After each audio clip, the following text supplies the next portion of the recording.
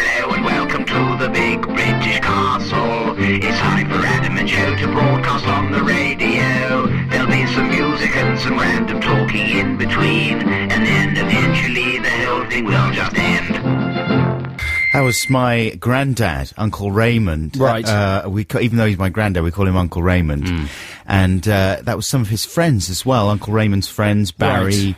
He's not planning to release that, is he? No, it's just a lark it's about. just for fun, because it's very dated sounding. It sounds like it's from the olden dates. Yeah, it's from the olden dates. They get together in the shed. Yeah. And how old is he, your granddad? he's over 78. Right. Oh, that's nice, isn't it? Yeah, they're all 78s. How nice of you to play it. And they hang on together. the air. I told him I would, because he loves the show. Yeah. He listens to the show, and he thinks it's a lot of fun. And That's he nice. said, you know, me and some of the chaps have done a new song. Maybe you could play that on your programme. He sounds more like the Icelandic goblin Yes, from the other week. he has come from Iceland sometimes. He goes to Iceland sometimes.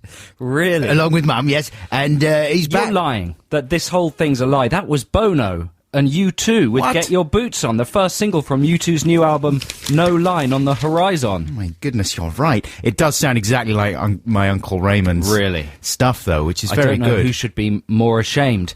Hey, good morning, listeners. This is Adam and Joe on BBC Six Music, back after... How long have we been away for? 2 weeks? 2 weeks, yeah, 2 weeks. Very happy to be back. Thank you very much for listening, especially if you're listening live to this very early part of the show, which is, I always feel, a very special little nook. It's the VIP zone. Exactly. For That's early right. adopters. Right. You know, people who are still half asleep. Yeah. Radio mavens. Exactly. It's kind of a surreal flange of an area. And what a lot has happened. Just as soon as we went away, I mean, we were talking about this in the pre-record that we did that was broadcast not last week but the week before. What about the world changing massively? Speculating about what might happen while we were away and all the things that we would not be able to talk about. But now we can, and we can cover them all in lurid detail. Obama being sworn in. I mean, some of these we won't talk about, obviously. Jonathan Ross returning. Did you watch his show when he came back? No, I was in America. Of course you were. The Ice Age has begun Missed that as well. in England. We're still going on. Yeah, it was melting by the time I got back. There's still lots of snow lying around everywhere, and it's going to be bad this week as well. Is it? I hope so. Yeah. I feel like I've missed out. I want a rerun. You're going to get some. Carol Thatcher, racist tirade. Jeremy Clarkson, insane comments Yeah. about our Yeah. glorious PM. And, of course, Christian Bale.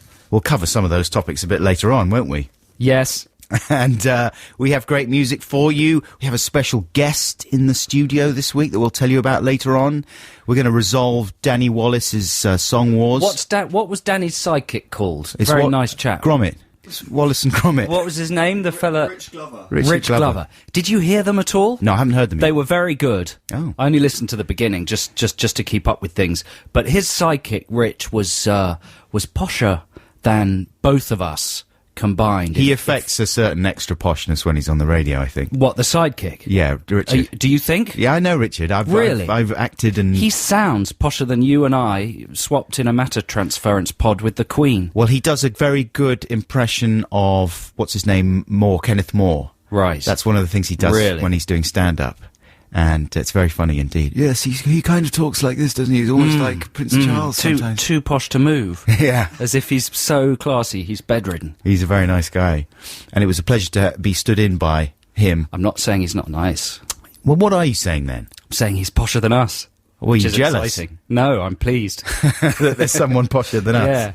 Well, we're going to hear, they did songs about who was better, Adam or Joe. I heard the songs. I'm telling the listeners, Yeah. if they didn't know.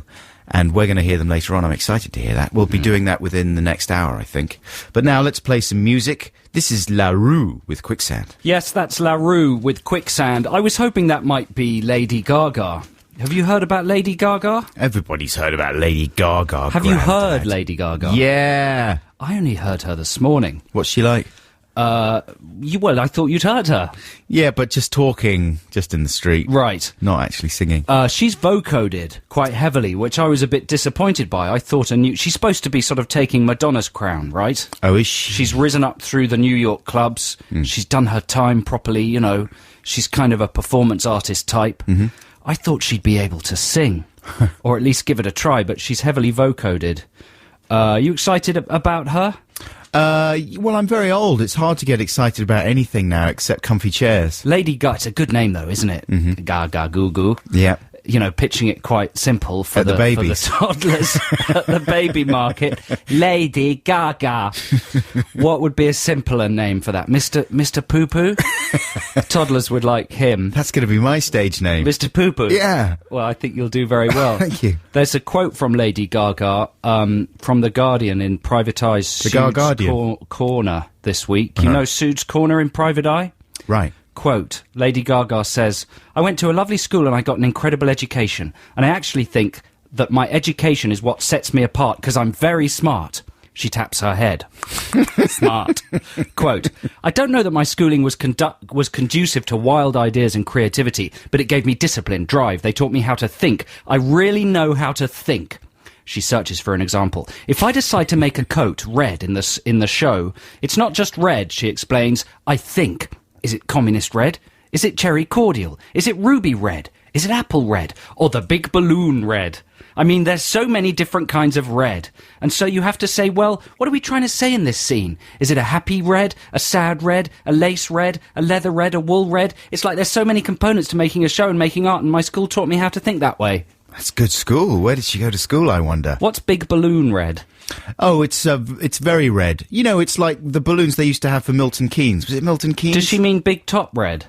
No, big red balloons. Big balloon red. Yeah, big balloon. Do you not familiar with big balloon red? Well, I haven't been educated to the level of Lady Gaga. I don't know what that means. I mean, I think it's fair enough to cite big balloon red. It's like fire engine red. You know, it's a vivid fire bright engine red, yes. Big balloon red. Big balloon Same sort of red. thing, yeah. What about clown nose red? That would have been acceptable as well. Yeah. Just not big balloon red. Spanked bottom red. I wish I was as clever as Lady Gaga. I like people who say, you know, the thing about me is that I'm really intelligent. I love it when people call attention to how It's intelligent like they when are. Sylvester Stallone started wearing glasses and doing oil paints. Yeah, That but kind of thing. at least- Intelligence as a career move kind of thing. He never actually came out and said, I suddenly discovered that I'm very intelligent. He pretty much did. More or less, but it's acceptable if you start changing your image. I mean, it's barely acceptable, fair enough. But when people actually say, you know, I have a very high IQ. My IQ is unusually high. You just think, well, it's not quite high enough that You realise that's an idiotic thing to say. Exactly. It's fun. Should we have some more music? Yeah, will it be Lady Gaga? No, unfortunately not. This is probably Lady What radio Gaga's station is this? great-great-granddad. I know, this is slightly old. And it's more Van Morrison. I played some Van Morrison the other day. But this is not Ringworm or any kind of contractual obligation Van Morrison, but it's a lovely slice of early Morrison called Spanish Rose. I've got a mouthful of carrot, Joe. Can you fill for a little bit? Yeah, that was Van Morrison. What was that one called? Spanish Rose? Yeah. Yeah, that was very nice. That was Adam's Free Play. This is Adam and Joe here on BBC Six Music. Now, we were away for the last 2 weeks, and last Saturday, Danny Wallace filled in and did a very, very good job, and they did their own Song Wars, didn't they? That's right. Now, I got quite upset about that. I was working in America, and I woke up in the middle of the night, and someone sent me an email saying, Danny Wallace and his friend are going to do Song Wars. And I suddenly felt that they were stealing our segment. Right. I felt slighted. So I fired off quite an angry email, didn't I, Ben? and it said, I CC'd you as well. It said, look, I'm quite annoyed. Does anyone else feel that Wallace is stealing our segment? There was something else I was annoyed about that was really stupid as well. What was it, Ben? Surely you've been scarred by it. Oh, Ben's yeah, no, hair? it was the fact that it was not possible for people to vote about our previous improvised song. Yeah, we did improvised Song Wars the other week, and they hadn't been put up on the website. And we'd mentioned in the podcast that we were going to, or in the show we were going to do it. Anyway, these were very silly, trivial things, but I got quite angry about them and fired off some furious emails. I would say that it was justified for you to be slightly miffed about the improvised Song Wars thing because yours was so good. But that, in a way, I was pleased about it because I didn't want people to vote for that because mine was just barely coherent. Yeah. When I improvised my song, you came out with something really quite inspired. Yeah, I just wanted to get that off my chest anyway. Just to make it clear that I don't really feel angry about those things. You calm down now. You know what? Now that I've heard Danny and Rich's Song Wars, I'm angry again. The glove box. Why are you angry? Because they're so good. Yeah. And I'm threatened. Now, these songs are about us. Do we know who picked which? Yeah, Danny went for you, and Rich went for me. And we can't obviously play the full songs again, but did they play them live in the studio? They had a guitar and they played them live. Did they? I hope they did. They sang live. They sang live over backing tracks. And you were in the studio at the time, were you, Ben? Yes. Did they have the lyrics written down? Yes. They actually wrote them down. I haven't heard these. Joe was talking about the they're fact very, very freeform. They've, I don't want to sound pompous or anything, but they don't seem to know they didn't seem to know anything about us. Yeah. If I was writing a song about someone, I would have done a search on Wikipedia. But you see, very few people with proper jobs and lives Can be are bothered. willing to spend 3 days writing a song for a radio show. Apart from clearly. Because your song, Danny Wallace's song about you, just went along the lines of Adam, he's brilliant. It's true. Adam, he's brilliant. That is true. It may have said you had a beard, he's got a beard. That's also true. Yeah, and that was pretty much it. That's factually accurate then. Then Rich's song about me, it missed the stuff about me being brilliant. Oh, I'm sorry. It just went, Joe Cornish, he's really, really tall. That's true. It referred to me as a sidekick, which I found demeaning. Ooh. And then it said, he's tall, Cornish, I don't know much about him, he's tall. And then it sort of tapered off. So this explains your obvious latent fury about him earlier in the show. I'm not. It's not latent. I told you. They've made me angry again. Yeah. And I just think that not only have they stolen our segment, but they've covertly insulted me. He called him a sidekick.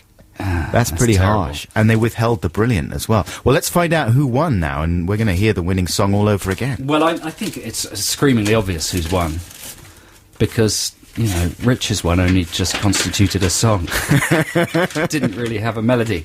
Richard gets 43%, but Danny wins with 56%. So quite close. And Danny and Rich, I don't mean to be, just in case you're listening, yeah, I doubt it, but if you are listening, I don't mean to insult you at all. It's terrific of you to fill in for us and do those songs. Triff. It was really terrific. It's just that... just don't ever look at me and talk to me again. Yeah, exactly. If you're going to sing a song about me, you've got to make it really flattering. There was an awful lot of other impressive stuff they could have said about you as well. I know. And they just went for tall and withheld the brills. Anyway, let's hear Danny Wallace's song about me. Do we have to? This is a story about two men. One is called Adam and is brilliant. The other is called Joe and he knows Adam. But really this song is about Adam, the brilliant one I said about. Joe's good as almost, like he's quite tall, but being quite tall is not the same as being the same size as Adam. Okay? I know a man named Adam and he knows another little man named Joe, and together they got together and put out a digital radio show. But enough about Joe, that's all anyone knows, because the whole world rolls around Adam. He's Adam, he's Adam. Rhymes include Saddam and Madam and Scradam. Because Adam Buxton, more compact than his sidekick, but only 5% less buxom. His work with the oboe really knows how to reach ya. He played a friendly teacher and son of Rambo, which was spelt wrong, but that's fine. He wasn't teaching spelling, that would have been a boring film, and it was brilliant, but only 'cause of Adam, little Adam Buxton. Oh, madam, he's a madman, it is Adam Scradam. You see... Yeah, no, I understand that. The idea there would be that Richard would have come back with an equally over-the-top, flattering song about me, Well, that wasn't that flattering. I'm more compact than you, was the upshot of that one. Well, we're both quite sensitive souls. Well, you're in trouble anyway with the basic premise. But, I don't know, I feel nothing but bruised and I don't think they... You know what? I think they were misusing the word sidekick. I don't think they were using it to mean, like, the less important of a pair. I think they were just meaning, like, the other half. I'm happy to be described as a sidekick, but it's just my other talents. Also, maybe they meant psychic. Maybe they meant I was telekinetic, psychic. Yeah, maybe they did. Because you do have special mind powers. So that's not going to go on the overall thermometer score chart. Fundraiser Blue Peter thermometer, is it? The overall Song Wars score chart. No. No. They're not representing us. Now, that's in the past. Yeah. Isn't it? That's a freak. It's an anomaly. History. Can we erase those from the castle vaults? But a sincere thank you, though, to Richard Glover Yeah. and to Danny Wallace for Yeah. filling in for us. Yeah. Lots of people came up to me in the week and said how good they were, and I had to have the conversation several times about, like, they weren't like better than us, were they? And they were like, well, they were quite good, was what I heard. Well, that's a So- good thing, isn't Yeah. it? Because we could maybe take more time off, That's right. and they could fill in, and that will be all right. Get the Yes Man and the glove box in. Exactly. Yeah. Right, this is Adam and Joe here on BBC Six Music. Here's a bit of M. Ward right now. Ben, our producer, has made... we've got little information sheets that tell us what we're playing and all that kind of thing. And this week, he's gone to town, he's got a colour photocopy, he's inserted little colour pictures in there and stuff. There's a picture of M. Ward here. He looks like quite a sort of grumpy man, which doesn't surprise me, having heard some of his music. He's from Portland, Oregon. And he's chosen to work under the name M. Ward, as this was his nickname when he was younger, it says on Ben's colourful fact sheet. He says it's more to the point and more formal. It's a fun fact. Thanks, Ben. Good job, man. And here's M. Ward with Never Had a Nobody Like You. Very good stuff. M. Ward with Never Had a Nobody Like You. This is Adam and Joe on Six Music from the BBC, the big British castle. And it's almost 9:30. Almost time for the news. I want to be absolutely on the dot of 9:30 when I introduce the news, so I'm going to carry on talking as if I was on Just a Minute for another 10 seconds on the subject of apples. I love apples. My favourite kind of apple is the Fuji apple, which I believe comes from a part of Japan. It's delicious. It's 9:30, time for the news. So Bob Dylan with Like a Rolling Stone. This is Adam and Joe on BBC Six Music. What? That isn't Bob Dylan. Do you really think that's Bob Dylan? It says Bob Dylan, Like a Rolling Stone. That's the Rolling Stones with Tumbling Dice. Turn the page over, man. It's the new pages you got to turn over, yeah? That was the Rolling Stones with Tumbling Dice. Come on, Grandad. Oh, dear. Now, listen, a couple of weeks ago, listeners, or in fact, I think it was 3 weeks ago, we had an email from a gentleman called Ollie Blake, who wrote the following: "Can I come on your show, please? Don't want to say anything, just want to be there and feel the magic swirling around the studio. Whoosh. Thanks, Ollie Blake." So we arranged for him to come into the studio, didn't we? But then that week he was ill. He claimed that he was ill. So we had him on the phone, and he was only allowed to communicate by scratching the receiver. Yeah. And you're being very strict about this. If it was up to me, I would sort of just let the guy speak and stuff. But you've been fairly hard line about the fact that he shouldn't make any noise. Yeah. Well, the email said, "Can I come on your show, please? I don't want to say anything." But why then do you think it's a good idea to get that person on a radio programme? Because it's exciting and more interesting. And, you know, some of the best radio is the theatre of the mind. Is it? Right? Yeah. Yeah. You know? It's all Like about- what? Which kind of programme? When I did my training for Radio 4 for the film show, they told me that it was actually quite good to describe visual stuff like a painting or a scene in a film. Yeah. Because radio's very good at painting pictures in people's heads. It's like, you know, reading a book and imagining the characters. And it's apparently, I was told in my training, something that people sometimes avoid that they shouldn't. Right. And it's actually quite good. So I'm thinking that Ollie, if we treat him as a visual work rather than an oral work, it might be exciting for the listeners. Because this week, the point of this whole thing is this week he is here in the studio. He's come all the way from the place where he lives, somewhere near Stansted. We could ask him where he lives, but of course, if he said anything, we would have to eject him immediately from the studio. Looking at him, I would say that he comes from near Stansted Hairport.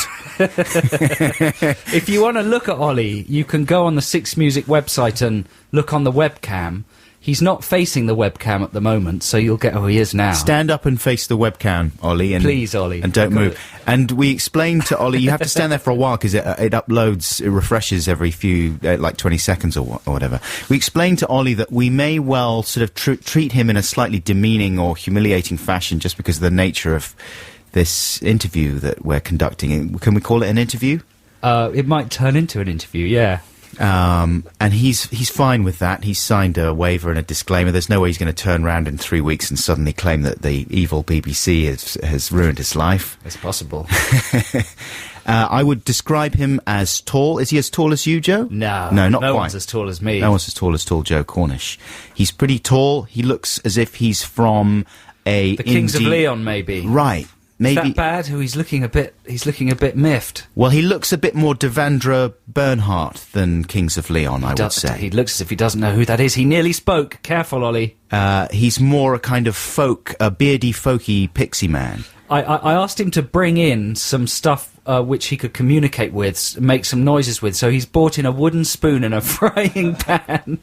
So Ollie, when we spoke to you on the phone, we had a one knock for yes, 2 knocks for no thing going, Right. didn't we? So welcome to the studio, Ollie. Yes. There he is. Are you enjoying your time here so far? That's a yes. He is. What else can we ask him?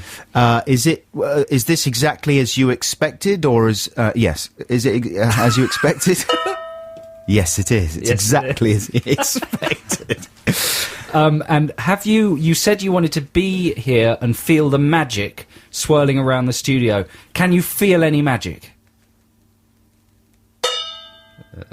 Took a bit of thinking about. He's thinking about the second one there, but he's sticking with yes. That's good. That's the correct answer. That's the best way to go if you don't want to antagonise us unnecessarily. Ollie, it's very exciting to have you here. We're going to be speaking at you further along in the programme.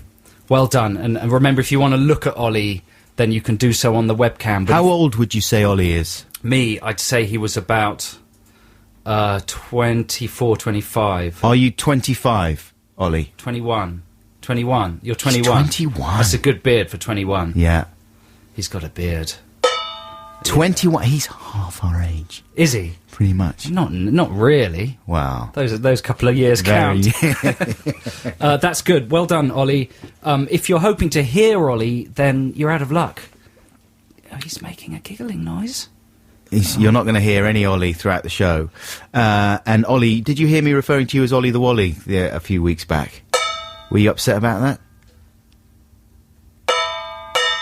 No. I mean, he doesn't look like he means that, though. got a sense of- he was sort of pulling grimacing. a face, as if maybe he was a little bit hurt. We'll be back with Ollie later on in the programme. We're going to play some more music right now, though. This is Empire of the Sun, which actually could get us into a bit of Christian Bale news, couldn't it, after this? I say news. It's not exactly news, but we have things to say about it, or at least I do. I'd like to hear your opinions about the whole thing. Yeah. But this is the band Empire of the Sun, who I believe used to be the Sleepy Jackson. It's the guy from Sleepy Jackson, isn't it? And he's rebranded himself as a kind of more ridiculous version of the Sleepy Jackson. And they're all painted up and they look like Aztec ponces. They look like a combination of MGMT and the Mighty Boosh and something even more ludicrous looking than that. I haven't heard any of it yet, though. I'm interested to hear what Walking on a Dream sounds like. Here it is. There you go. That's Bob Dylan again. Like a Rolling Like a Stone. Rolling Stone. Brilliant. All the big Dylan tracks here on BBC Six Music. Empire of the Sun, that was, with Walking on a Dream, the new weedy sound of the 80s, back again for your listening pleasure. I enjoyed that, though. Yeah, I like that as well. That was very good. This is Adam and Joe here on BBC Six Music. Now, unless you've been living under a rock for the last week or so, which actually a lot of people seem to have been. I was in a large gathering of people last night. I don't know if you've ever met any people, Joe. They're amazing. No. They're all different shapes, sizes, colours, that kind of thing. They have different opinions and clothes. Right. And a surprising number of them were not aware of the fact that the actor Christian Bale had a tirade recorded Right. last July. What was this large group of people? The second time you've mentioned it this morning. It was- First time on air. Well, they were just people, party Was it a people. party, a dinner party? It was like a party. No, it wasn't a dinner party. It was like a birthday party. A birthday Yeah, party. yeah. And I would say that certainly there was no one younger than me there. Right. So it was a fairly middle-aged gathering. Right. But they weren't, and I would imagine that most of our listeners here would have heard the Christian Bale tape that has been circulated on the internet. If you haven't heard it and you're listening to this programme, let me tell you that this was something that was recorded when Christian Bale was filming a film called Terminator 4. What was it? Salvation. Salvation. Terminator 4 Salvation, directed by McG, who directed Charlie's Angels, among other wonderful things. And he was filming last July when this incident occurred, and it was a stressful time for Bale anyway, wasn't it, I think? Was it? Apparently so. He was having lots of personal Right. problems. And one day his anger and his passion and intensity, which serve him so well as an actor in his many roles, spilled over and was directed at a lighting guy. No, the DOP, wasn't it? Yeah. Who had stepped into and Christian Bale's eye line. So the camera was on Bale, but Bale, who was looking at the actor Bryce Dallas Howard, could also see the DOP walking behind her, and it kind of put him off his swing. Apparently it was one of the most intense scenes of the film, which required, Bale to be in a pitch of feverish excitement, and it totally threw him off. So he went nuts at the DOP, who was called Shane Hurlbut, and the exchange was captured on sound tape. Is that what they use in the movie? Yes. Sound tape. Well described. And the tape has just recently been circulated. It's a bit weird that suddenly it's just come to light, like in the last week or so. Why would that be? Is someone trying to stitch him up, I wonder? Has there been speculation about that? There hasn't, actually. That's a good question. Anyway, you told me that he apologised recently, because he really goes mad at this guy, and refuses to accept the DOP's apology, and just keeps on going on and on about what a useless amateur this guy is. And in fact, I was thinking that maybe, because we can't play any clips, someone was saying they played a clip accidentally on the BBC, on BBC One yesterday morning on the breakfast show or whatever, and they forgot to edit out all the profanity, of which there is a great deal. But we're not going to take that chance. What we're going to do for you listeners is a special restaged version of the Christian Bale tirade. But this is how it would be if I was involved with it, I would think, Like, imagine I'm on the set of Hot Fuzz. Let's face it, you've had your fair share of tirades on this programme. Yeah, exactly.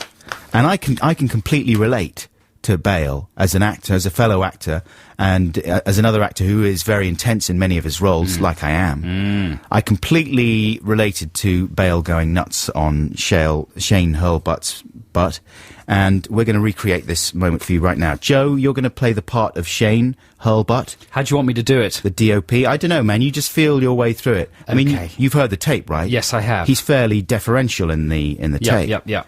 He's quite intimidated. And then you're also going to be playing Bruce Franklin. Who's he, the producer? I don't know who he is. Well, Bruce Franklin pops up every now and again. And also McG. You're going to be playing the director. I know who he is. Yeah, he's genius. Is he called McG because he's a McGenius? Yes. Yes. Correct. Okay, are you ready? Yes, I'm ready. Okay, so the tirade begins right in the middle. Kick your flipping bum! Christian! No, I want you off the flipping set, you planet! Christian, I'm sorry. No, don't just be sorry. Think for one flipping second. What the flip are you doing? Are you professional or not? Yes, I am. No, don't. What? Do I flipping walk around Christian! No. Shut the flip up, Bruce. No, don't shut me up! I'm not shutting you up. Well, don't!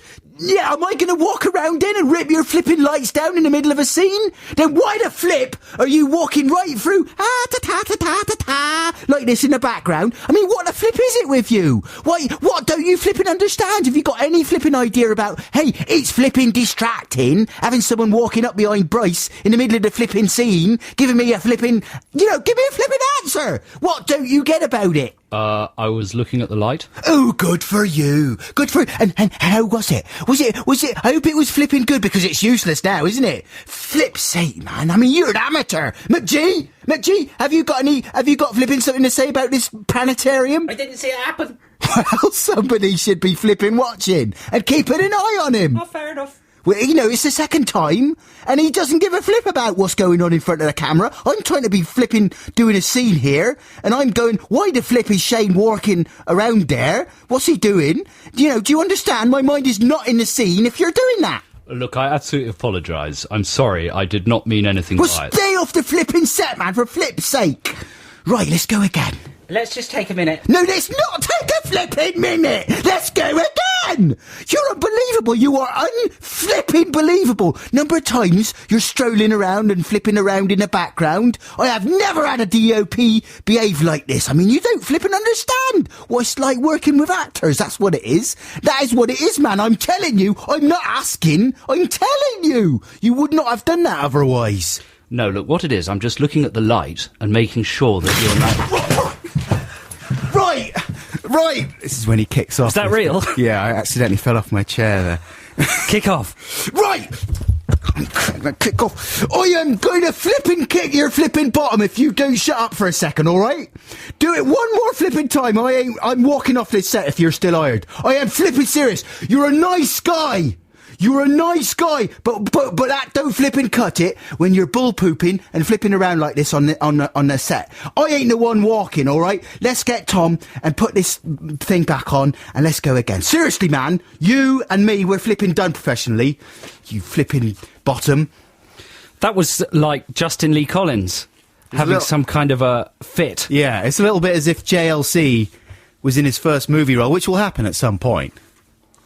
And that was recreated. I just fell off my chair and hurt my hand. That was so dramatic. I got really into it. Got so overexcited. Because I can totally sympathise, you know. But, you know, Christian Bale is from Bournemouth. Wasn't he born in Bournemouth? Is he Welsh? No, he was born in Bournemouth and then brought up, I think, his parents divorced, so he was brought up half in southern England and half in California. Yeah. So one of the funniest things about the actual recording is the way his accent goes all over the shop.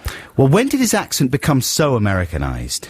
I think it was always Americanised when he was a kid. No, it wasn't. Yeah, it was, because his parents were divorced and he was half brought up in America. But in Empire of the Sun, he's very English. Because he's acting. He's pretending. He's acting. Oh. He's playing an actual British child. So he changes his voice to adopt the part of the British person. Yes. That's how it works. That's how actors work. Right. There we go. Well, that was extremely powerful. Adam performed that with such energy that he actually came off his chair and injured my chair himself. And hurt my hand. I think we should have a little bit of music. This is a free choice from me. This is Dudley Perkins with Testin' Me. Really well done. It's a little session there from the Ravenettes. They were playing in the Hub for Gideon Co. on the 15th of July 2005, and that track was called Love in a Trash Can. This is Adam and Joe here on BBC Six Music, and we are joined in the studio by our silent guest, Ollie, a.k.a. Ollie the Wally. Ollie, now you witnessed that extraordinary piece of theatre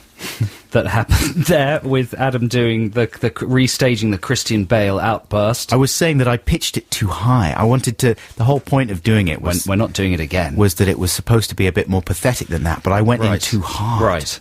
And I think I've broken my hand. Let's let Ollie be the judge of that. Ollie, do you think that was a successful piece of radio? I mean, hang on, it's a long question. It's going to be quite a complicated question that's going to require a yes or no answer. Do you think that was a successful piece of radio? And do you think when Adam fell off the chair, how did you feel? You can tap out a rhythm if you want. Oh, no, that's interesting. So it's confused. It's a sort of yes and no, which meant that you were confused by the whole thing, which is, I think, a fair representation of probably the majority of the audience. None of my grand plans ever will work out. No, a lot of them do. You can't win them all. I thought it was good. I went in too hard. It was good. If there's any nurses listening that can treat a sprained or broken hand, I would really appreciate your assistance.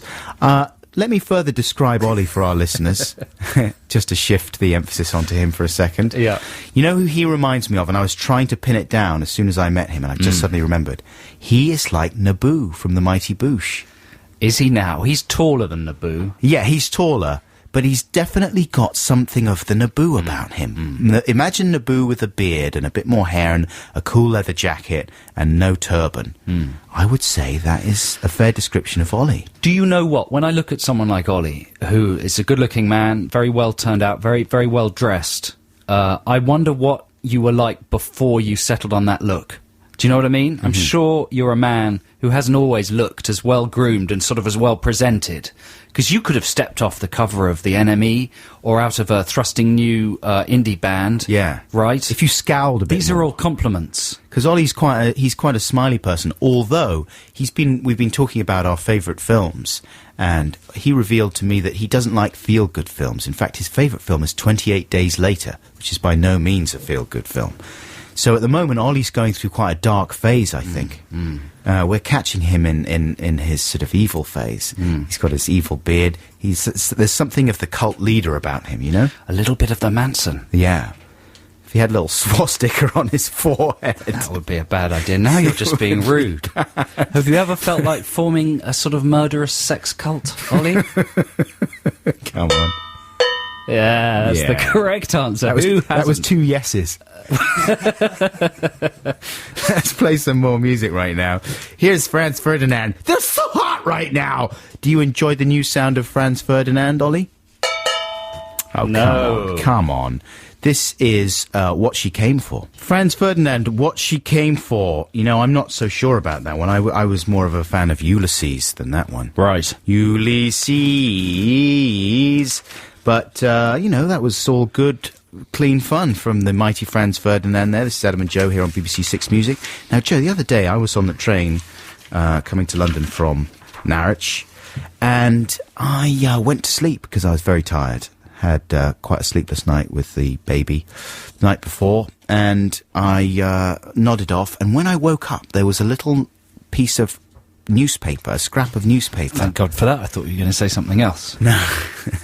There was a little scrap of newspaper on the table next to me on the train, and someone had written Adam on it with a little smiley face underneath. And inside, I opened it up, and it said, Stephen! Exclamation mark. Or is it Stephen? So the person had spelt it both ways, PH and EVEN, question mark. Strange that, because we've had a text message that reads as follows. Dear Adam and Joe, I was in the queue at a shop in Norwich Station yesterday buying my journey sandwich when who should walk past me but Adam Buxton in the flesh, as opposed to a hologram or an actor playing you. Yeah, I was Christian Bale. quite excited, and then more so when I realised that we were in the same carriage. I really wanted to say something, but didn't want to disturb Adam or draw attention by doing a Stephen, so in spy-like ninja fashion, I wrote it on a little piece of paper and made my move. It was perfect as you were sleeping, Adam, when I walked past and I dropped it on your table. But did you get it? When you walked past me to get off the train, I wanted to say hello, or at least smile, but suddenly became very shy and worried that you might have felt a bit stalked. And then I wanted to give you a wave. And when you walked past the window, but you must have gone the other way as I never saw you again, and my elation quickly turned to deflation. I should have told you how much Jason, my fiancé, and I love the show. Jason. How much it makes us laugh in our little hut in Cromer, but I didn't, and I'm so... And then the message ends. It must continue on a different message. We need to find that We other don't know message. the name of the person even. Do you know what that sounds like to me as a trained psychologist? Yeah, Dr. Verlag. That Dr. this Fisher-Verlag. anonymous texter is in love with you Right. and would rather marry you than Jason, Jehan. and wanted to say that to you, Yeah. but was so consumed by love and affection and passion and confusion and fury and all the things that one feels when one's around you, Adam, that she was unable to contain herself and You know had to what? sort of rush off. I'm almost certain I know who the person is. What, you recall looking at them, or you Yeah. actually know them socially? No, I recall looking at this lady who was sat a few seats in front of me, and she sort of held my gaze for a while in a way that I thought maybe was it was a recognising way. But I didn't obviously acknowledge it because you don't want What was to. she like? She was really quite attractive. Really? Yeah. Any other distinguishing factors that could She give away looked whether... like a less mousy Jodie Foster. Right. She was very beautiful, and that's annoying that she's got a fiancé there. Mind you, I am married with 3 children, so Yeah, and you've already got the Icelandic model lined up. just trying to keep my your options open. Unfaithful list is getting longer by the week. So what I did though was I responded on the little scrap of paper. You responded it? Yes, I responded it. Yes. With a green pen. I circled the correct spelling of Stephen, which is of course Stephen. Green, the colour of passion. That's right. I think it's envy, isn't it? And then I, signed my name underneath and And said, what "Thanks did you very do much." with it? Well, I just left it there. I didn't know exactly You who just to left it on the table. deliver it to. Yeah, so she must have walked off without it. So it's still there, probably. Do we know her name yet? No, it's too much text to fit on. Fair enough. Do you think it would be fun to build up a long list of married women that want to sleep with you and you want to sleep with them? On the understanding that you would never do it. Yeah. But it might be psychologically comforting just to know. I could use it in arguments with my You wife. could use it in arguments. You could think, if you just had a trying day with the family, Yeah. you could think, alternatively, in reference to that life. Right. Alternatively, I could sleep with any one of these people. That's and it what would be it a must little be like escape. for Gary Barlow or someone like that. Gary Barlow's doing the speaking clock at the moment. Is he? Yeah, it's Taking very over from exciting. Tinkerbell. It's a comic relief thing. I just thought I'd drop that in. Thank you. But you think that's what it's like for Gary Barlow? Yeah. Why? Because he's married but yet lusted after. And Robbie Williams and people like that. He must have just sackfuls of mail. Women from- find a married men more attractive than single men because they're less threatening. You know, you don't have to do anything about it. Yeah. And also, it's more exciting and transgressive if you end up having a dalliance. It's interesting. So why not, if you are interested in having a relationship with Adam, but at the same time would be comforted in the knowledge that it would never actually happen, Yeah. do let us know. The email is adamandjoe.sixmusic@bbc.co.uk. You could maybe describe what you would do, how the liaison would work, where you'd go. You could even become erotic in some of your descriptions, even though, remember, this is a Saturday morning show, so be circumspect, you know, use analogy and metaphor as much as possible. Yeah. We'd be happy to receive those texts, and I'm sure they'd help Adam's marriage immensely. We're going to launch Textination very shortly, listeners, so stay tuned for that. But right now, here is Ian McNabb with Mersey Beat. That's Ian McNabb with Mersey Beast, not Mersey Beat, okay? He's changed it, he's done a little flip on it, Mersey Beast. It's time now to launch Textination. Here's the jingle. Textination. Textination. What if I don't want to? Textination. But I'm using email. Is that a problem? It doesn't matter, text. Now, Textination this week, listeners. This is the part of the show, incidentally, if you're a first-time listener, where we talk about a thing, a subject, and then we ask you, our listeners, to text or email your thoughts thereon. That's it, really. Doesn't really need more explanation than that. In the past, we've proffered more explanation, but there's no time anymore for more. We're running out of time. There's only an hour and 40 minutes left. Yeah, exactly. So we've got to keep the whole thing moving. Now, this week we are talking about sources of domestic irritation, domestic disturbances, let's call them. Okay, and these are things that tend to annoy you about cohabiting, whether you're cohabiting with a married wife person that you are married to, or a husband, or like other people, if you're students and you're living together, any kind of domestic disturbances that arise from cohabiting, irritations. Here are some examples for you. I've got a big problem with dishwashers, right? Right. I can see Joe's heart sinking. You don't like talking about this. No, I'm excited. I've got a big dishwasher battle going on in our house, right? I don't like to use the dishwasher. I would rather clean up by hand and do a good job and, you know, polish those glasses and make sure they go back into the cupboard, sparkling in case we have guests, so that I can just get them out and impress the guests with the cleanliness of the glass. What's the problem? The problem is that other people in the house think that it's a better idea to load them all into the dishwasher so they come out streaked with a kind of brown crust. So your problem is that your wife uses the dishwasher. Yes! And you like to wash up by hand. Correct! And she refuses... Is this a bad idea for Textination? No. She refuses to do it the way I want to, because all that happens is the glasses come out covered in the crust, and then I have to rewash them and polish them and put them back in the cupboard. How is that a labour-saving device? I'm asking you. How is it a labour-saving device if you have to wash them not once but twice, and the second time? It sounds is like you much should just get harder? a better dishwasher. Maybe that's the answer. But it's Get not one my that responsibility. cleans them properly. Or just wash them by hand. Domestic disturbance. So hang on, how does that flare up? Has that flared up into an argument? Many times. Really? Yeah. And I keep trying to think of the way to say it without sounding like chippy or passive aggressive, but it's got to a stage right now where it's clearly an issue. So I say, hey, I think maybe with the glasses, let's not put them in the dishwasher. Let's just do them by hand. Or if you want, I'll do them. I don't mind doing them. I would call this pathetic domestic arguments. Fair I think enough. the addition of the word pathetic. But like the more pathetic, but yet the greater they flare up. Okay. I would have thought you would have been on the side of right, because you're going to the greater effort. You're actually physically hand washing the dishes, You would right? think. How can your wife complain about that? Well, How can she exactly. complain about you taking extra care unless you dilly-dally and leave it all in great piles on the side? Maybe. Bide your time until you're going to wash them, Yeah. and they're a hideous eyesore that your wife just wants to clear away by putting them in the dishwasher. So is that what happens? Yes, it is, Maybe isn't it? sometimes. And you actually don't really get round to doing the hand washing very often. Now, I don't want to get into it with you as well. Here's another one. We've got a toaster. This is You've not got a anyone's... toaster? Yeah. Wow. It's one of the toasters where you've got a handle to lower the bread into the toaster, right? Right. And then you set a dial for how long you like want one it of a to... cafe. You make toasted sandwiches You're right. in it, can you? Yeah, you could do. Well, No, no. I'm thinking of a different sort. You're thinking of a different You know sort. what I mean, don't you, Ollie? Yeah, Ollie knows what Yeah, I mean. that's it, yes. So we should explain, incidentally, that Ollie is a guest. Don't explain. Don't explain about No, Ollie. no. Okay. He can't speak. Anyway, we've got one of these toasters where you lower the bread in, you set the timer for how long you want it to toast for, right?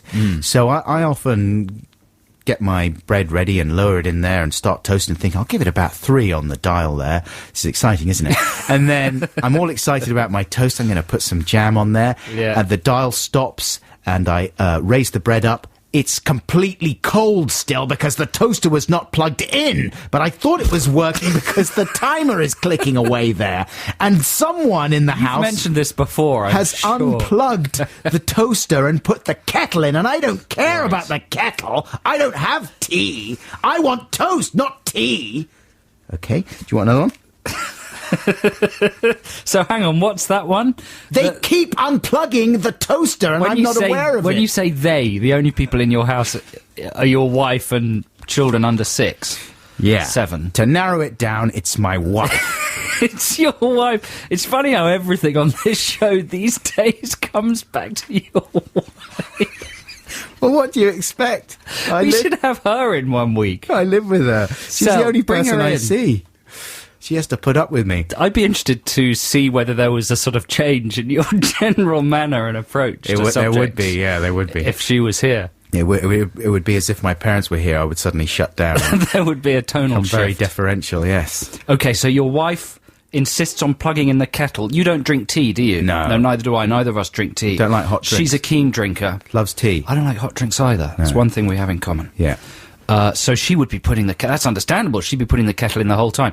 Have you heard of sort of double plugs? Yeah. You know, you get 2 in 1. Yeah, the double plug is... I know, you're right. Then you you're could right, have you're them right. both plugged in. But it's double never- socket. I keep forgetting to buy them. We've got loads in the house, but they're all occupied. Anyway, Give us another one. here's another domestic irritation, right? This happens, or pathetic domestic irritation.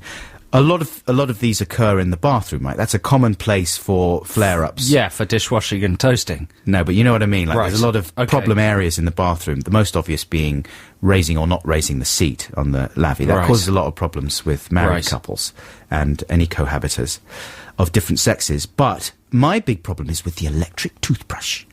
Mm-hmm. I insist on the toothbrush being correctly rinsed after use and replaced Well, now, hang in on. the charger. You have one between the two of you and then a head each. No, we're married. You use the same brush. Yeah, yeah. You brush your both mouths with the same brush. Yeah.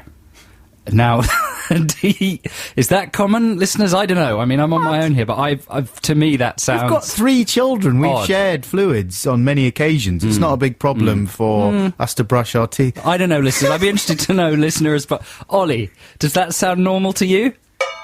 Ollie No. does. He's 21. What does he know Yeah, about? but look at his teeth, man. And he cohabits. I think I've never heard of that before. Really? Yeah. Do you reckon most married couples would have 2 electric toothbrushes? Yes. I I didn't. mean, because you're married doesn't mean that you're symbiotic. Oh, biologically. yes, it does. Well, no, what if you had a cold and she didn't want to get it? Or you had any kind of disease that was contained in your body? We all get everything. That's what it's Well, like. clearly. Well, you may have found the reason. Right. Anyway, keep going. You Anyway, share the toothbrush. We share the toothbrush. She fails to rinse the toothbrush properly, Right. and large deposits of toothpaste start building up around. For one, she overloads the brush grotesquely, right? And That's she, true. You only need a pea-sized bit Only of need a toothpaste. little- It can be very bad for you, That's actually. right.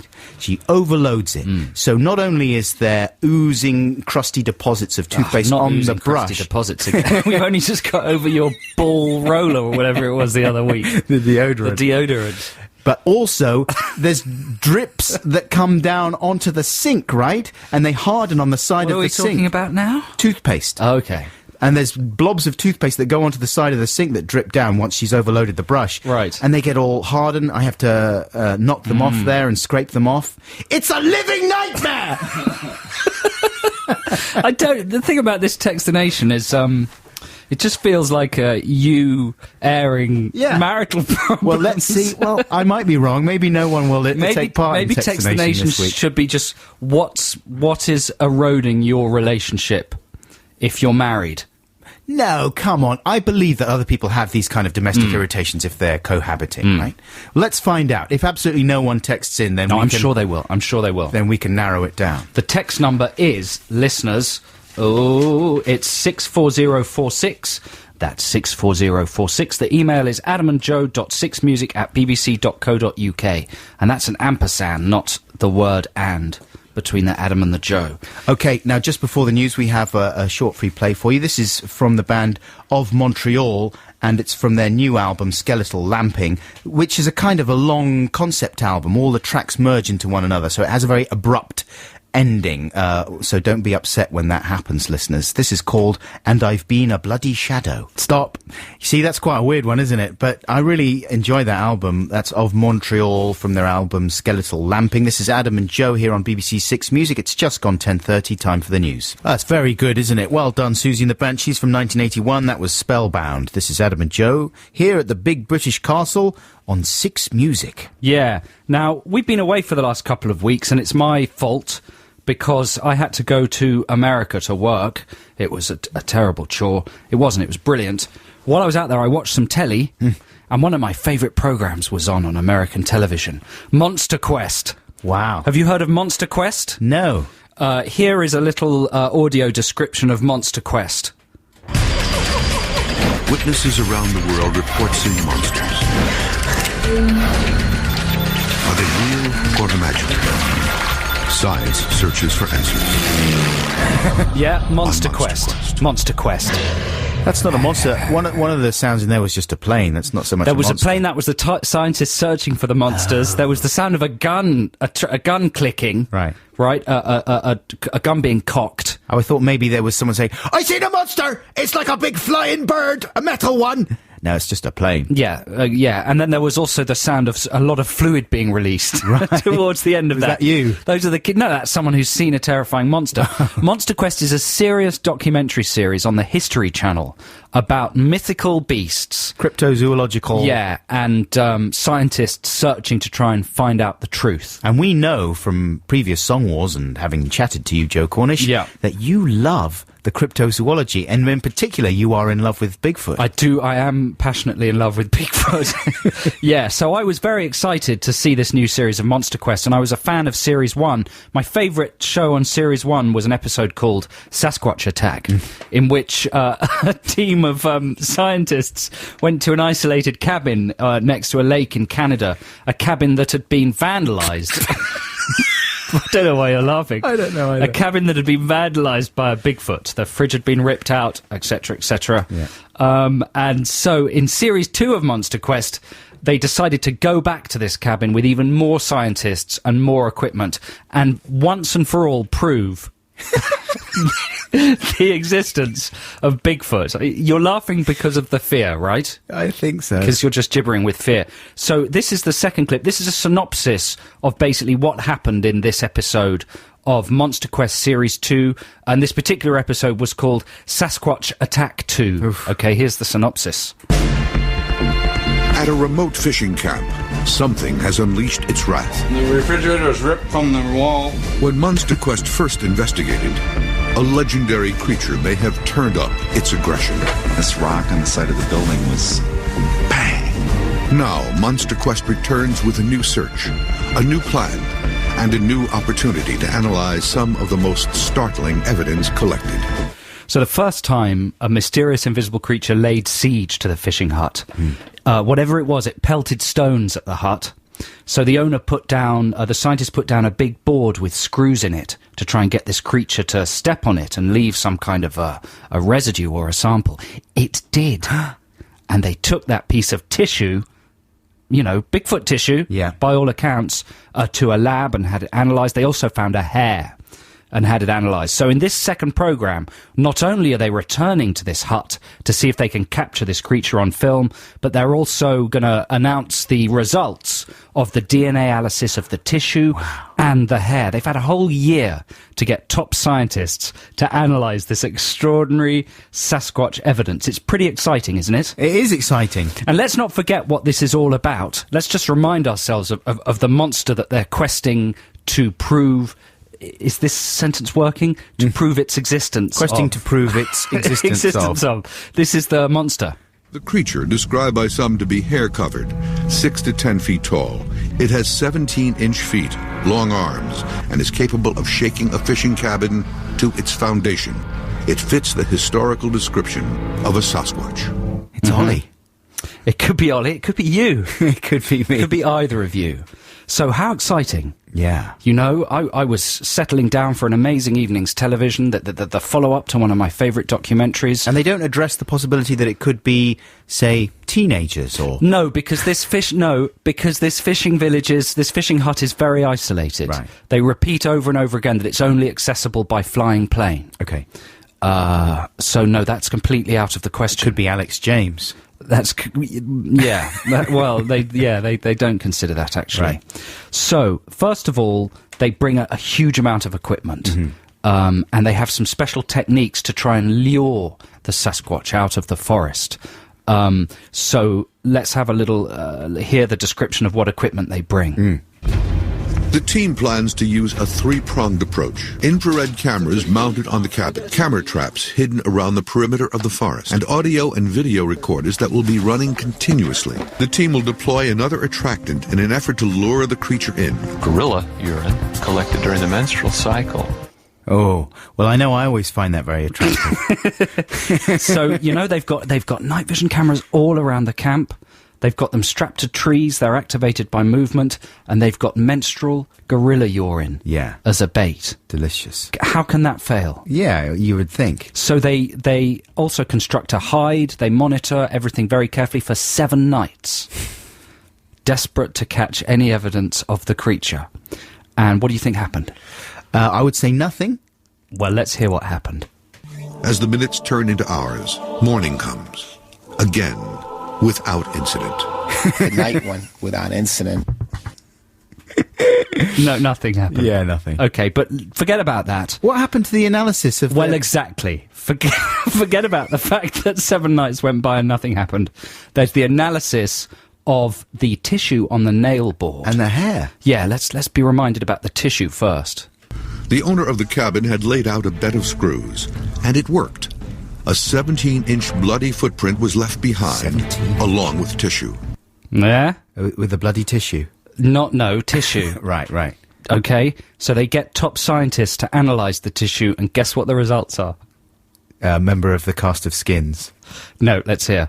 The DNA that came from the material belongs to fungi, so we did not find any animal DNA. What, he's like a swamp creature? It's just fungus. Oh. Unfortunately, it was just fungus, so it's not actually animal DNA. But don't worry, because there's the hair, right? Yeah. The Sasquatch hair. Let's just get reminded about that. The hair on the rod case from 2007 may still hold the answer. Could this hair belong to the creature that terrorized the cabin? So... Bear in mind, I've been watching this show for 40 minutes. Yeah. So I'm clinging on to the hair, no results with the hide, nothing with the tissue. That's turned out to be fungi. What about the hair? The hair, my only hope is the hair. Can you guess what the results of the hair analysis were? That it was a dog or a wolf creature. Wolf creature would have been good. This is the results of the hair analysis. This hair has been artificially bleached, and it is a human head hair, most likely of a Caucasian. No, so it is a member of the cast of Skins. Yes. So after 45 minutes of Sasquatch documentary, this is a synopsis of the results. Morning comes without incident. We did not find any animal DNA. And it is a human head hair. The past 7 days have not yielded much. But TV is just full of these kinds of documentaries. It was the now. History Channel. Right. They made such a big fuss. They really made me think they had evidence. Did you think was going to happen? Did you think it was going to be... You would have read about it in the papers if it was the programme that finally revealed the existence of Sasquatch. You know, our friend Louis Theroux, telejournalist, asked me... We were talking about this a few months ago, and he asked me, he said, Joe, what percentage of a chance do you think there is that Bigfoot actually exists, realistically? And I said, 5-6%. And he looked at me just like he would look at an idiot in one of his documentaries, with a really withering look. And there was a short bit of silence, and then he changed the subject. It's nice that you still believe, though, man. It's one of the things I like about you. I was so excited about that documentary. I'm really sorry. Wasted my time. I'm so sorry. Here's some music. This is the Kings of Leon. Text the nation. Text the nation. What if I don't want to? Text the nation. It doesn't matter. Text. Yes, it's Text the Nation time here on the Adam and Joe Show on BBC Six Music. Adam, can you describe the subject this week? Well, we decided it was pathetic domestic gripes. Yeah, things that cause big flare-ups between you and your cohabitees that are actually pretty petty. And here are some texts that we have had in. Just before you read those out, I'll give you one more from my locker. I get very upset about the fact that when I come down for breakfast sometimes, the children have already been down and had their breakfast, and they've left the milk out of the fridge and it's no longer chilly like I like it. And sometimes I get so upset about the fact that the milk is warm, which does not suit me for my cereal needs, that I get a cocktail shaker out and put ice in it, and I shake the milk over the ice and then strain it through the cocktail shaker onto my cornflakes. Wow. Because then you get chilled milk, which is the way I want it! Not left out to get warm on the table! Terrifying. Is that too much to ask? No.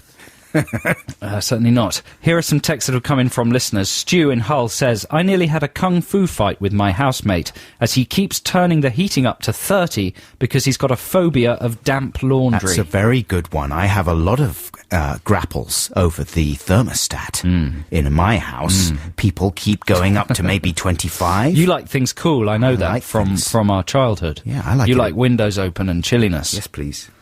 Like your milk. Yeah. Other people like warmth. What kind of people are these? Who wins in that argument battle? Well, me, because I sneak down and turn the thermostat down. Really? Yeah. Here's one from Mem. The people I live with refuse to buy new vacuum bags, as no one wants to feel shortchanged by buying some. So instead we're reusing the same tired old bag by sort of poking dirt out of it. That is grotesque. I really sympathise. That's a horrible one, and it's probably very unsanitary. We did have an email from a doctor, a teeth doctor, I believe they're called dentists, and he pointed out that sharing a toothbrush is really a very bad thing to do, even if you're married. I'll get to it, and then I'll come back to it. Yeah. That's kind of a revelation after 10 years of marriage for me, so I've got to go out and invest in a new toothbrush now. Here are some more. Joe and Adam, my girlfriend has no regard for matching socks and is quite comfortable in wearing odd socks that aren't even the same colour. This has irritated me to the point of despair and has resulted in me hiding her socks from her and issuing her with a matching pair each morning. I like the use of the word issuing, as if you're in some kind of awful camp or hospital, and she's being given her pills. That's from Pete in Colchester. Totally sympathise, Pete. Really? That would make me very... I'm less trying to be quirky. No, I'm less fascistic about items of clothing. I think that's a personal decision. But I can relate to how those things flare up and become an issue. You know what I mean? The problem I have is when socks get stolen from my drawer and misused. I have some socks that I really look forward to wearing. The thick brown pair, they're so comfy. And when they turn up in somebody else's drawer, that is a cause of concern for me that threatens to flare up into an argument. Here's one from Una. I do all the clothes washing, drying and sorting, but I'm not allowed to put away my boyfriend's clothes because, in his words, quote, I don't fold them right. Close quotes. In particular, the socks. So, I set his things to one side on top of the drawers where they pile up and get mixed up with his dirty clothes. He then complains he can't find anything to wear. Anything to say about that one? Yeah, totally relate to that. Whose side are you on there, Una or the boyfriend? Well, it's difficult. I think Una's nice to be doing all the washing and stuff, because that's a massive chore. Who gets to do the washing in your house? Do you just do your own washing? No, my girlfriend does. Yeah, I mean, you really have to appreciate someone that's going to take on that task. It's true. Ollie, anything to contribute? No, fair enough. We should explain to people who Ollie is, though, shouldn't we? No, I don't think so. Okay, it's fine. It's a mystery. No, I appreciate that. But the thing is that that's one of the areas that my wife has really enriched my life in. One of the many areas, I should say. Clean clothes. And not only clean clothes and a regular change of clothes, but she has shown me how to fold shirts. It's one of the things that I love most about her. It's lovely. Here's another one from Jason. My wife, Lorna, Jason's naming names, always insists on using my razors to do her legs. That's a common one, isn't it? Then she puts it back, then unbeknown to me, I have a shave with a ruddy, blunt blade. Arrgh! That's almost a cliche of domestic problems. You see that in lots of sitcoms and stuff like that. But it's true. It's one of the massive ones. It's like leaving the toilet seat up. And it's deadly. Deadly. You know, you can rip your whole face off like that just for the sake of a woman's smooth legs. Listen, I think what we should do is have a record, and I'm going to sort through, because we have been inundated in these domestic problems the domestic problems. And I'm going to have to sort through them to find some really good ones. Not that those weren't good. And we should say the lady who emailed us in earlier, her boyfriend was called Jason, her fiancé. Oh, yes. In fact, no, she was the person who saw you on the train, right? This is the lady who wrote a little note to me on the train while I was sleeping. She would like to make it clear that she is very, very much in love with you, Jason, and in no way is she interested in any sort of relationship with Adam. And it's just an idle, pathetic frippery, and she loves you and is really... How insecure is Jason, though? Well, it must have been quite worrying for him. It's like that girl on Big Brother from Liberty X who was all worried that her boyfriend was going to be upset because she was flirting with Ben. Well, she texted in to ask us whether we'd make that clear to Jason, that in no way was that in Don't worry, Jason. Right? I'm a sexy man. I occasionally share a train with your fiancé. He's not sexy. But I'm not going to make a move. It's all fine. Here's a free play. This is Valerie Carter with Ooh Child. This is the voice of the big British castle. It is the top of the hour. Ooh, that's wonderful. I got so bored with the last hour and glad it's gone. Now here's the new one. It's exciting and it's new. How do you do? That is like a refreshing bath or shower. How would you characterise the refreshing quality of that song? Oh, it's like a lovely hot toddy. It's like a delicious hot toddy. Are you having some brandy in the toddy there? No, it's European hot chocolate made from real chocolate flakes. Ah. The only hot chocolate worth drinking. Oof, delicious. That was David Bowie with Kooks, and before that you heard Valerie Carter with her cover of the 5 Stair Steps Ooh Child. Don't look at me for that one, mate. Wouldn't know. Yeah, that's what it was. It was wicked. It was one of my favourites. It's from the film Over the Edge, starring Matt Dillon. My favourite film of all time. Love that film. There you go. Yeah. Ollie, you were asking about our favourite films. How you doing there, Ollie? He is doing. He's there. Have you seen Over the Edge, Ollie? No. I haven't seen that one. It's out on DVD in the UK now. Out on DVD in the UK, yeah. It's only been out for about 8 months. Listeners, if you're confused about the references to Ollie, this is a chap that emailed us a few weeks ago and asked if he could come into the programme and said that he would sit in silence. He said he didn't want to say anything. Right. So we've taken him at his word. He's in the studio, but he's not allowed to speak. Instead, he's brought in a frying pan and a wooden spoon in order to communicate. 1 tap means yes, 2 means no. But at the very end of the show, at about 3 or 4 minutes to noon, we are going to have Ollie speak. Mm-hmm. So that's something worth tuning in for. And if you want to see Ollie's face, or at least the back of his head, you should be able to on the webcam there. Ollie, in fact, if you'd like to spin your chair round... Did we establish which webcam it was, Ben? Is it that one or... Okay, yeah, it's that one. And maybe, Ollie, if you wouldn't mind, just get comfortable and just look into the camera for the next 3 or 4 minutes. Do you mind? Stand up, Ollie. and just keep looking at the camera. Don't look round. Just keep looking at the camera as if you've been bad. You have to stay there for a while because it refreshes every minute or something. So don't look round. Generally, you've got to stay there for a couple of minutes. Keep standing there as if don't move. He's moving. Ollie, stand very still, otherwise it won't work. Because it's a still image that it takes. It's not like constant moving. Thank you, Ollie. Well done. We're in the midst of Text the Nation, and this week's subject is things, pathetic domestic disputes you have with your cohabitees. The more petty, but yet divisive, the better. And we've been absolutely swamped with these things. We could do a book about this. We should do a book about this. Someone got in touch with us a while back to say, would we like to do a book of egg corns? And I just thought, well, we're not really qualified. There's a big website called Egg Corns, Ollie, I think. Ollie sat down. Ollie, was that a minute?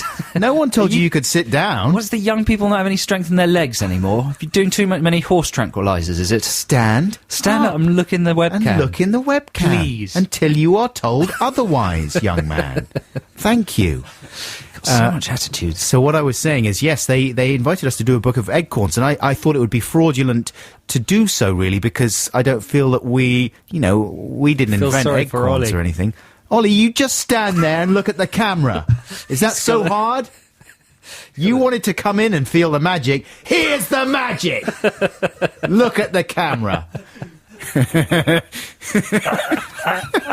I want to look at the camera and see his face. We can't see his face now because his back's to us. Just stay there for a minute and then you can sit down, all right?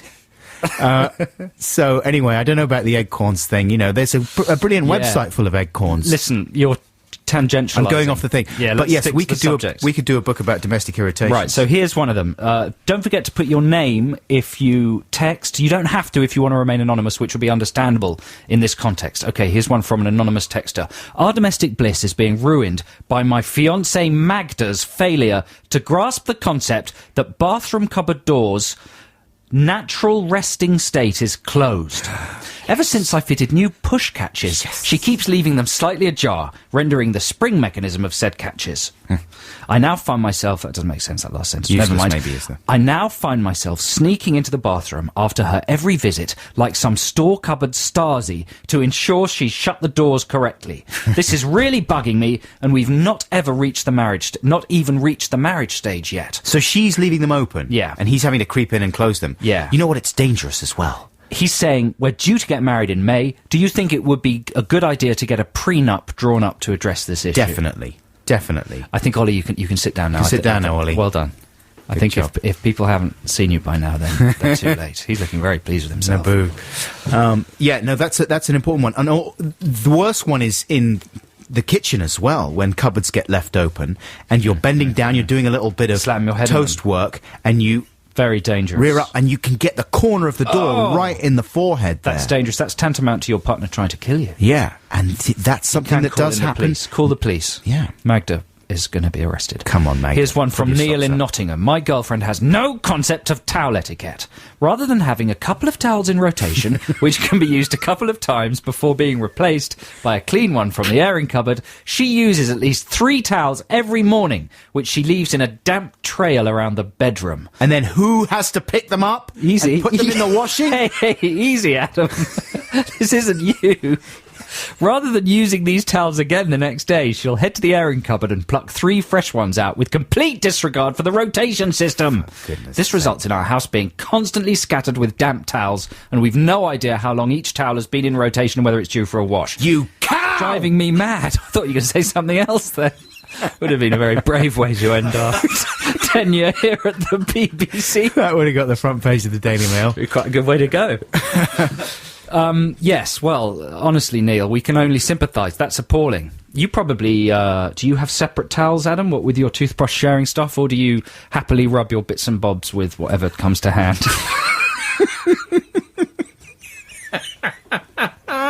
No answer required. We use toilet paper. Here's another one, which is very well presented and written. It's anonymous. It says simply this, and there are capitals and lowercase in this text, so I'm going to illustrate the capitals by shouting. Okay. He hides my hairdryer in the toy box. He makes me use a plate if I eat a banana. He puts chocolate in the fridge. Is this a woman complaining about a man? Nobody knows. Right. It could be a gay couple. Uh-huh. It could be a heterosexual couple. makes me use a plate if I eat a banana. Oh, that is... Now, that seems pedantic, because, you know, bananas come with, like, a serving suggestion. Chocolate in the serving fridge. suggestion. I think chocolate in the fridge is okay. It adds a little special something They to used it. to promote that, didn't they? Yeah. Cadbury's or whatever. They used to promote chocolate as a summer snack. That's that right. you'd store in the fridge. Snickers in the chiller. You got any Snickers in the chiller? That's what it used to be like in the old days. This is from Paul. My girlfriend Cassie insists on having the toilet roll dispensing sheets over as opposed to next to the wall. However, she rarely replaces the roll onto the holder, choosing instead to balance it on top of the cardboard remains of the old one. She refutes this and insists she does. You know, that drives me mad as well. It doesn't take a second just to reload the roll. Yeah, but then to put the used roll in the recycling, that's a bit of a journey, isn't it? Or make something out of it, a robot. In most houses, it's usually quite a distance between the loo and wherever the recycling bag is, right? Well, you have a little receptacle there, a temporary recycling receptacle in the bathroom. The bathroom. Where your loo roll things go. Yes. Is that what you have? No, I generally make the trip to the recycling bin. It's not so very far. It's a fun trip. Really? You would make a whole trip just for that one little Yes, I tube? would. You know what? So would I. Ollie? Ollie would yes, too. he'd do too. We Any all do normal that. Very person good. would. There you go. Paul, Are there your things girlfriend that get is wrong. put in your fridge, incidentally, talking about the chocolate in the fridge, that you get outraged by? Someone in our house puts the ketchup in the fridge. Oh, well, my girlfriend likes that a lot. I She likes don't to have like the ketchup. cold ketchup.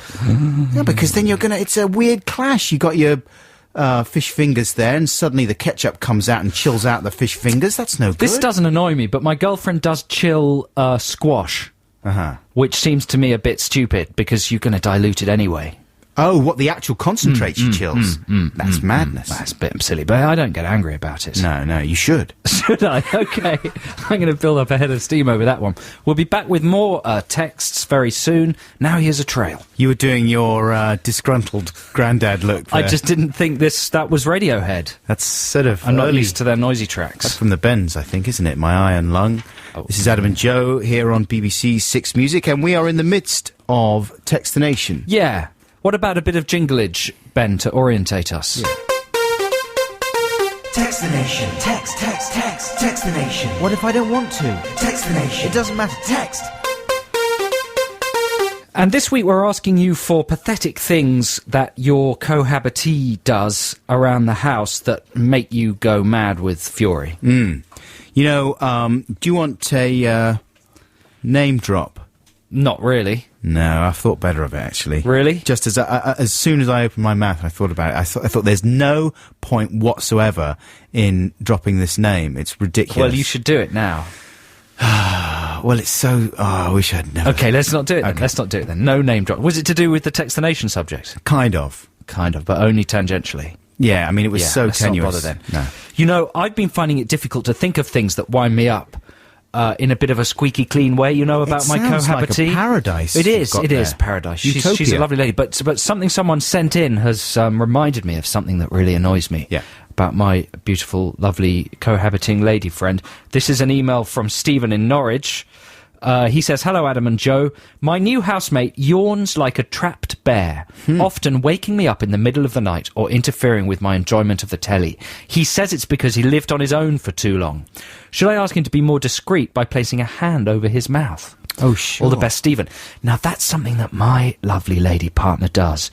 She goes, "Ooh," a lot. Well, it's very contagious is the other thing. A lot. A lot. And after a while, it feels like she finds life as a whole boring. A bit boring. It feels like she's just tired of life, of existence. She needs more oxygen in her mixture. Maybe she does.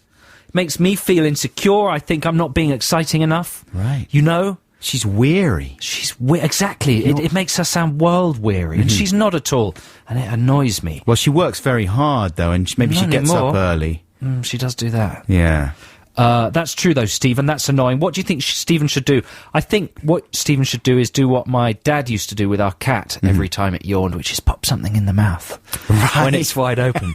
My dad would just pop his finger in the cat's mouth and then enjoy the look on its face when its jaws closed. Go, "Oh," and found a finger there.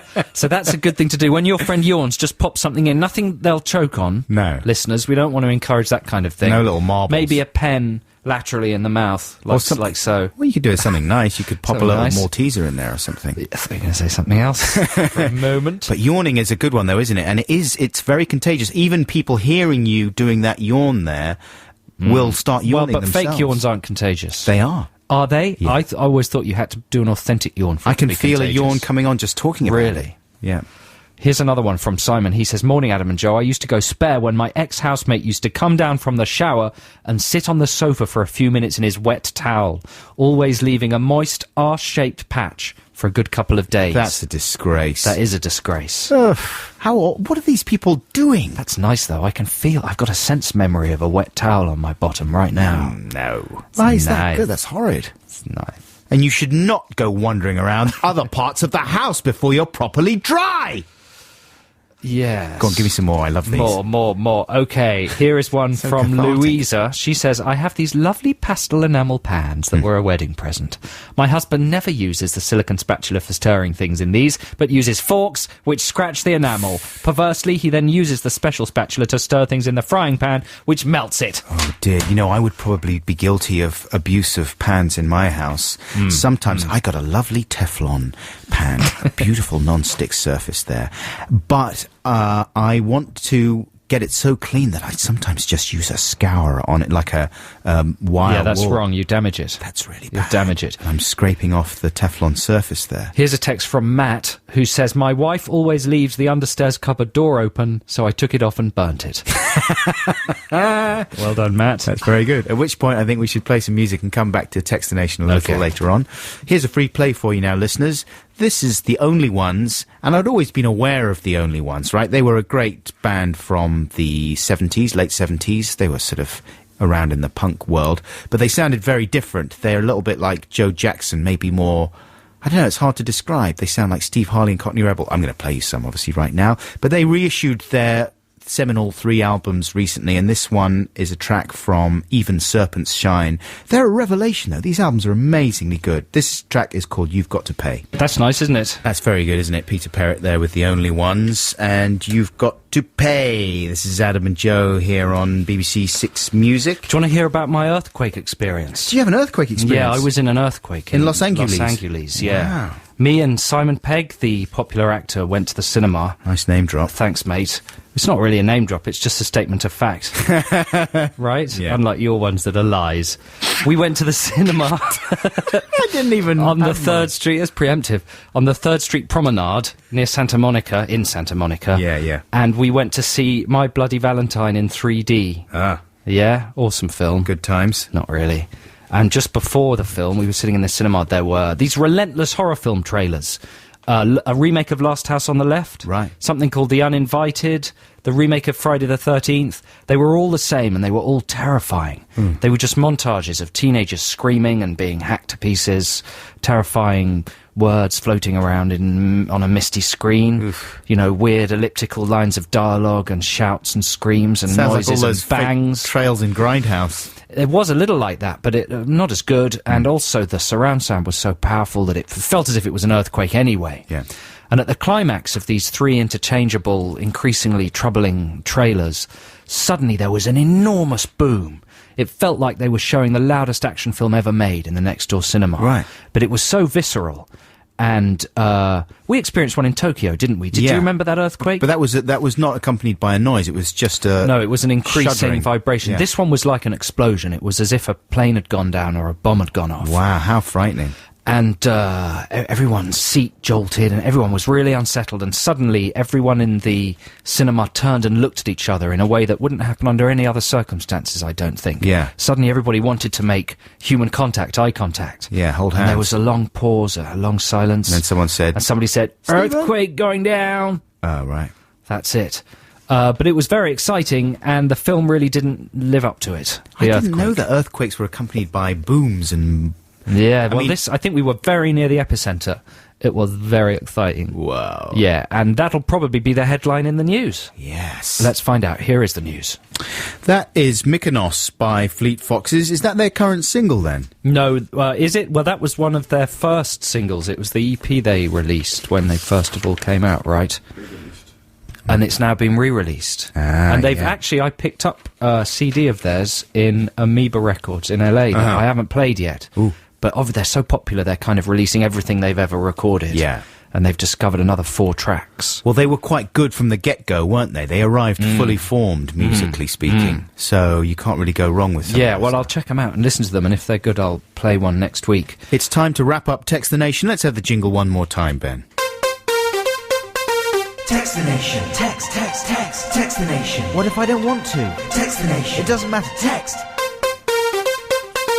Text the Nation this week, listeners, is about domestic friction caused by very petty things, household things. I think very petty is putting it too strongly. Some of these are very valid complaints. And these are all springing from yet another terrifying glimpse inside the domestic arrangements of Mr. Buxton. It does sound horrible, the picture I paint of my home life, doesn't it? You know, it's mitigated by your honesty. The fact that you're so candid about them shows that your nature is psychotic.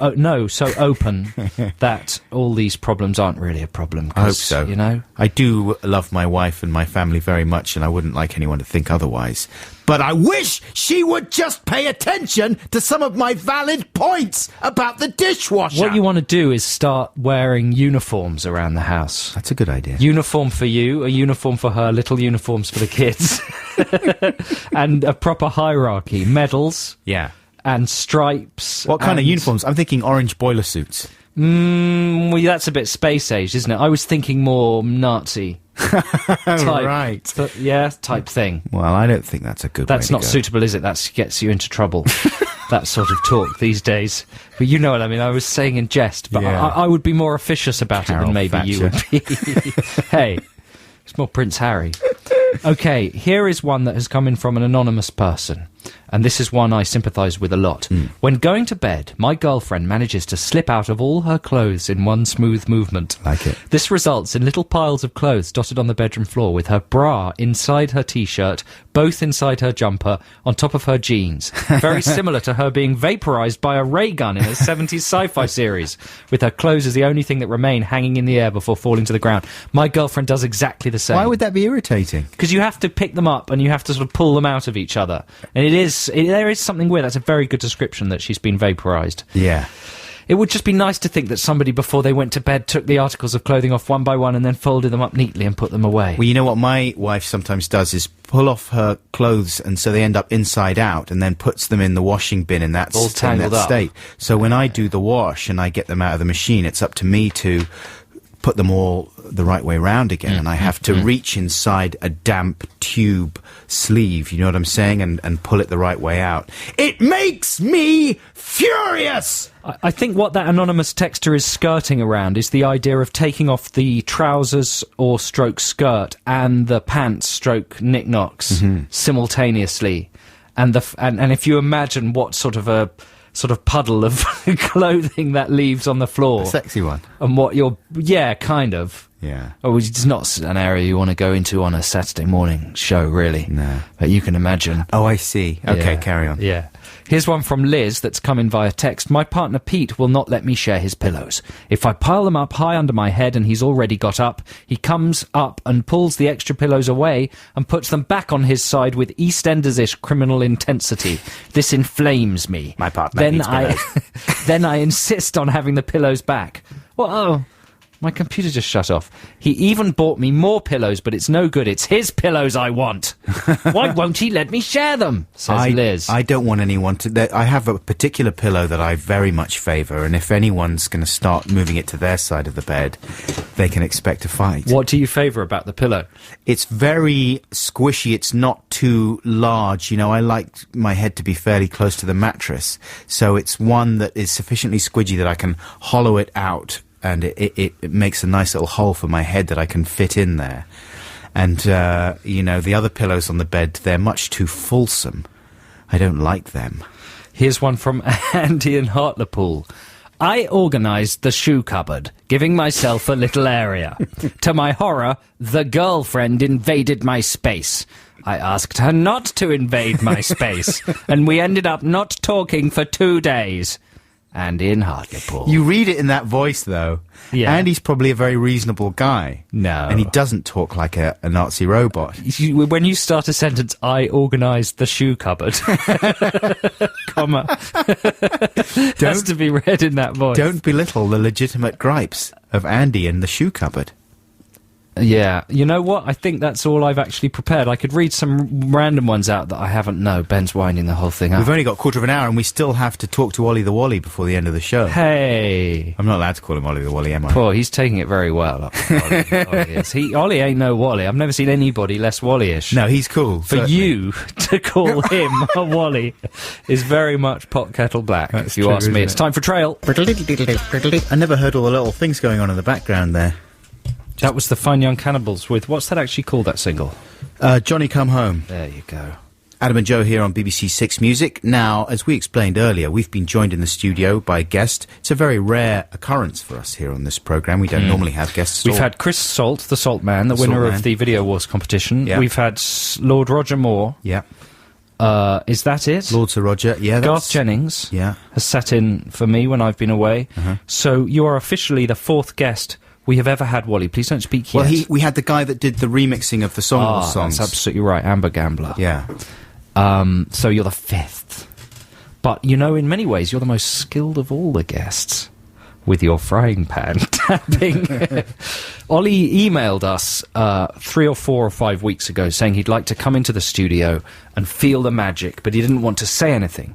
So we took him at his word. He was on the phone and he wasn't allowed to speak. He had to scratch the receiver. Now he is live in the studio, but he hasn't been allowed to speak at all. He's been viewable on the webcam, and he's been communicating by tapping a frying pan with a wooden spoon. But now, are we going to let him speak? I think we should. So, ladies and gentlemen, here is Ollie. Ollie, please say hello to the listeners. Hello. There we go. He sounds like Naboo. Now, Ollie, you wanted to experience the magic rushing around the studio. Let me ask you, before you came into the studio, did you have preconceptions of what it might be like? Had you painted a mental picture, with the emphasis on the word mental? Had you painted a picture in your head? Or hadn't you thought about it? No, you just didn't. That much. Just took it as it came. Yes. And now that you're here, is it as magical as you had hoped it would be? Yes, more magical. Describe some exciting things that you think listeners might want to know about the magic of this programme. Yeah, it's really magical. And he's Naboo. Just imagine Naboo. Anything surprising? Anything surprising for people who might, want to see through your eyes about the way Adam and I behave, or the show is laid out, or anything like that? No, it's all very organised and lovely. Now, Ollie, what do you do for a living? I'm a computer technician. You love computers. Yes. Do you love them more than people? Yes. What's your favourite type of computer? Are you a Macintosh or a Windows person? Right. A weirdo. No. And what's your favourite band? Just doing a quick interview with Ollie. Nice, man. Yeah. What's your favourite band? Probably Fleetwood Mac. Is that a serious answer? Yeah. You love the early Mac or late Mac? All of it, really. Bernie Mac, did you like his work? Bernie Mac. Big Macs? Yes. Seriously, do you love Fleetwood Mac? Yes. I was talking to someone else the other day who was going on about early. What's the best album to get of theirs, then? Greatest Hits. Greatest Hits, seriously? Yeah, because it's great. It's got hits on. That's the only one I have. Favourite film, we know, is 28 Days Later. Favourite TV show? Comedy show? Not comedy, but 24, probably. You like 24, good new series, eh? Mm-hmm. Quite exciting. Yep. How about Lost? This is riveting. No. You should take over from Jonathan Ross. Honestly, I could do it easily. You'd be good. I would be. Why don't they ask major movie stars questions like that? What's your favourite band? Mac or PC? What do you do for a living? I think it would be more interesting. It would. General facts. Well, that's pretty much it. But Ollie, thank you so much for coming in. We really appreciate it. And we hope you don't feel as if you were mistreated or humiliated in any way, do you? No, not in any way at all. We didn't mistreat or humiliate him enough. We shouted at him to stand at the webcam, but that was about it. Yeah. Yeah, it's been a great time. Thank you for having me. Good. No, not at all. You're very welcome indeed. You're never allowed to come back. Cool. Yeah, keep away. And if I ever see you in the street or anything like that, I will call the police. Yeah, and don't tell anyone any of the things we told you between when the records were playing. Okay. Or don't tell anyone what we did together while the records were playing, please. Okay. Cheers then, Ollie. We're going to play a little bit more music before we say goodbye to you now, ladies and gentlemen. And which one are we going to go for, Ben? Which one? Isn't PJ it Harvey. PJ Harvey? Yeah, this is PJ Harvey with Sheila Nagig. PJ Harvey there. That's pretty much it for our show this week, ladies and gentlemen. A couple of weeks ago on the pre-record, we were talking about pop psychology, the notion that we might have a new feature, because we're giving Song Wars a little bit of a rest for a few weeks, and we need something else to fill the show with.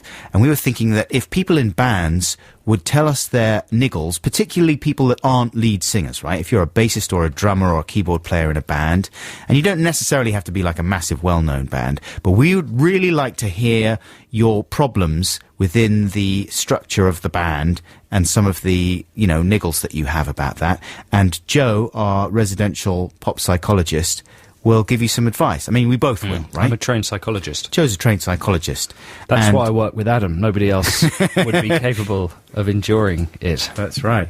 So we would really like to encourage you, if you're in a band, to get in touch. You can be anonymous. If you're in a famous band, you don't have to say which one it is necessarily, although you can tell us, but we won't read it out on the air. We're talking about petty jealousies, things that annoy you about other band members' behaviours. If people are trying to hoggle the limelight, push to the front during photo sessions, trying to drown you out by turning their amplifier up higher, anything that is threatening to come between you if you're in a band. The more anecdotal, the better. We'd like, little stories about what it's like. The email address is adamandjoe.6music@bbc.co.uk.